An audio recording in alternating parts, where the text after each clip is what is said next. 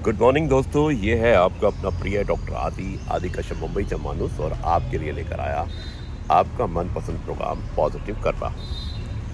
दोस्तों, हमारी जो लाइफ होती है उसके दो रूल, दो प्रिंसिपल होते हैं। अगर आपको अच्छी ज़िंदगी जीनी है तो उसके दो ही नियम होते हैं।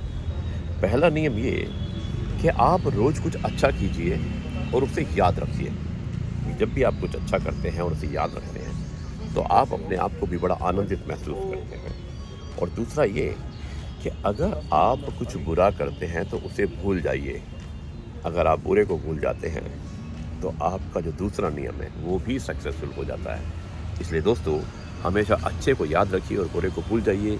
यही जीवन के दो नियम होते हैं। ये है आपका अपना प्रिय डॉक्टर आदि कश्यप मुंबई से मानुस और आपके लिए लेकर आया आपका मनपसंद programme positive karma, episode number 1088। और दोस्तों, आज आरजे आदि डॉक्टर आदि विशेष कुछ अलग हो जाए उसमें मैं एक बहुत ही एक सच सुनाना चाहता हूँ। मुझे उम्मीद है कि सच आपको पसंद आएगा। आपने देखा होगा कि आजकल आप लोग सोशल मीडिया पर बहुत एक्टिव होते हैं और उसमें फेसबुक एक बहुत ही इम्पोर्टेंट रोल प्ले करता है। लेकिन होता क्या है कि आप बिना जाने पहचाने किसी की भी फ्रेंडशिप रिक्वेस्ट को गलती से एक्सेप्ट कर लेते हैं। उसके क्या नतीजे हो सकते हैं आज के इस कथन में है। जाइएगा मत, सुनाता हूँ इस कथन को एक छोटे से ब्रेक के बाद। जय गुरु जी दोस्तों, ये है आपका अपना प्रिय डॉक्टर आदि कश्यप मुंबई से मानुस और आपके लिए लेकर आया आपका मनपसंद प्रोग्राम पॉजिटिव कर्मा। कहानी फेसबुक फ्रेंडशिप। भेजने वाले हैं विवेक कोहली और एक सच्ची घटना है और ये बताना चाहते हैं। वो लिखते हैं कि ये घटना सच्ची है, मेरे दोस्त की है। मैं तो काबिल नहीं था दोस्ती के, लेकिन दोस्ती की परिभाषा क्या है बता दी। एक लड़की के पास फेसबुक पर एक लड़के की फ्रेंड रिक्वेस्ट आई। पहले तो लड़की सोचती है कि इस रिक्वेस्ट को डिलीट कर दे, लेकिन फिर सोचती है कि एक बार इसका प्रोफाइल देख लेती हूँ। और लड़की उस लड़के के प्रोफाइल को देखती है जिससे उसको कुछ भी पता नहीं चलता है और कुछ भी गलत नहीं दिखता है। वो सोचती है कि लड़का अच्छा है और प्रोफाइल पर उसको फोटो भी अच्छी लगती है।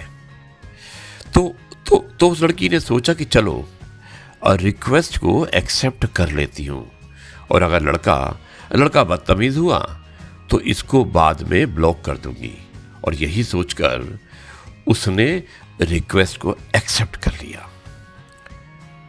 एक रात को उस लड़के का इनबॉक्स में मैसेज आता है। दोनों थोड़ी बातें करते हैं और लड़की को पता चलता है कि वो लड़का उसी शहर में रहता है जिसमें वो रहती है। और अब दोनों रोज बातें करने लगते हैं और एक दूसरे को पसंद भी करने लगते हैं। फिर एक दिन लड़की ने उस लड़के को बताया कि उसके मम्मी पापा और भाई एक दिन के लिए बाहर किसी शहर में जा रहे हैं। उसका एग्जाम है तो वो घर पर ही रहकर पढ़ाई करेगी।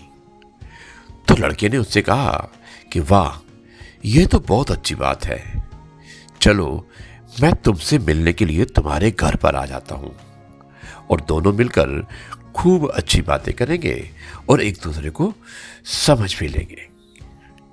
लड़की ने उसको कहा कि नहीं, वो घर पर अकेले में नहीं, और अगर तुमको मिलना ही है तो हम किसी कॉफी शॉप में मिलते हैं। मैं घर पर तुम्हें अकेले नहीं मिल सकती। अब ये सुनकर लड़का बोला कि तुम भी ना बहुत पुराने जमाने की बात कर रही हो। अरे आज का जमाना अलग है, आजकल सब चलता है और अकेले मिलने में बुराई ही क्या है। लड़की जवाब देती है कि अगर अकेले मिलने में कोई बुराई नहीं है तो तुम अपनी बहन को मेरे भाई के कमरे में अकेला भेज दीजिए एक दिन के लिए।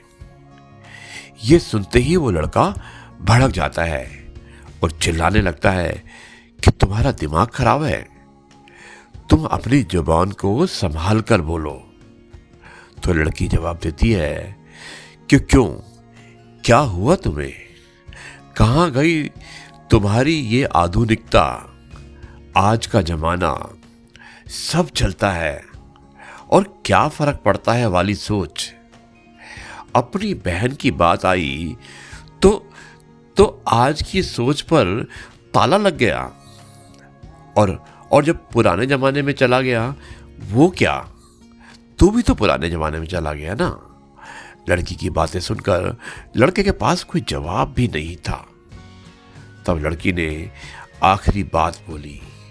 उसने कहा, जो तुम अपनी बहन के साथ होता नहीं देख सकते तो उसको दूसरों की बहन के लिए भी मत सोचो। बहन तो बहन ही होती है, वो चाहे किसी की भी हो। और अगर गलत हमेशा गलत ही होता है, चाहे किसी भी जमाने में क्यों ना हो। इतना कहकर उस लड़की ने उस लड़के को हमेशा के लिए फेसबुक पर ब्लॉक कर दिया। दोस्तों, ये तो एक कहानी थी, पर ऐसा सोशल मीडिया पर रोज ही होता है। क्या हर लड़की इसकी तरह जवाब दे सकती है, या ऐसे लोगों के झांसे में फंसकर अपनी जिंदगी को बर्बाद कर बैठती है। दोस्तों, ये अगर आप इस तरह की रिक्वेस्ट आती है तो मैं आपसे यही उम्मीद करता हूं कि आप हमेशा पहले जान लीजिए, पहचान लीजिए। अगर आप अच्छी तरह जांच पड़ताल नहीं करते हैं तो कभी भी किसी की रिक्वेस्ट को एक्सेप्ट मत कीजिए। वो आपके लिए एक मुसीबत का पहाड़ बन सकता है।